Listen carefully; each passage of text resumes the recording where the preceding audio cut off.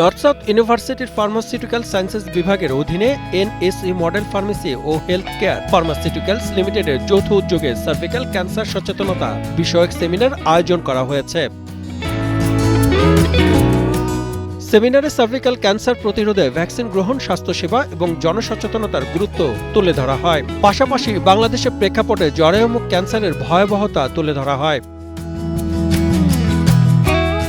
অনুষ্ঠানে বক্তারা বলেন, এইচপিভি ভাইরাসের সংক্রমণ ও প্রতিরোধ এবং গার্ডাসিল ভ্যাকসিনের বহু কার্যকারিতা রয়েছে।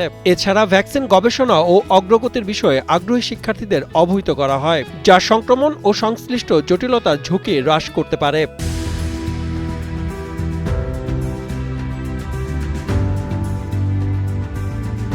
সেমিনারে সমাপনীত বক্তারা স্বাস্থ্যসেবা প্রদানকারী শিক্ষা প্রতিষ্ঠান এবং সমাজের সমন্বিত উদ্যোগের মাধ্যমে টিকা গ্রহণ ও জরায়ুমুখ ক্যান্সার প্রতিরোধ কর্মসূচির প্রতি জোর দেন।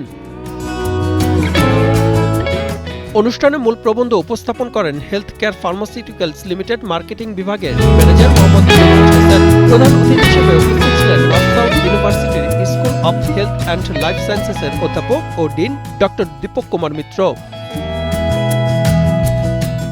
পুরো সেশনটির সভাপতিত্ব করেন নর্থ সাউথ ইউনিভার্সিটির ফার্মাসিউটিক্যাল সায়েন্সেস বিভাগের অধ্যাপক ও চেয়ারম্যান ডক্টর মোহাম্মদ হোসেন শাহরিয়ার এবং এনএসইউ মডেল ফার্মেসির সুপারিনটেন্ডেন্ট ডক্টর বোরহান উদ্দিন। সেমিনারটির মিডিয়া পার্টনার ছিল দৈনিক কালের কণ্ঠ।